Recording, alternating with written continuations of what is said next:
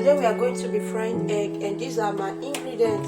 Here I have onion, bell pepper, Maggi cube. This is my egg. So I'm done breaking the egg in here. So what I'm going to do, I will add some curry powder, some parsley, some cayenne pepper,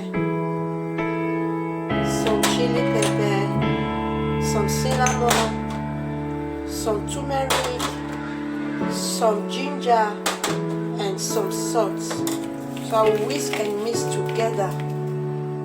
So this is how the egg look like. I've mixed it. My pan and olive oil is already on the fire, so I will be adding it now.